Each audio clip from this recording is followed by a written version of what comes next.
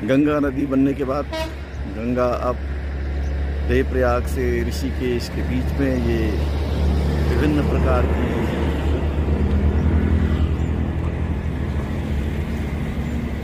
गोलाइयों को, विभिन्न प्रकार की पहाड़ियों को से घुमावदार रास्तों के जरिए ये जाती है और एक बहुत खूबसूरत घुमावदार रास्ता है जो नज़र नहीं आता है, लेकिन बहुत सुंदर इस तरह से ये अब मैदानी भागों की तरफ जा रही है। गंगा बहती है।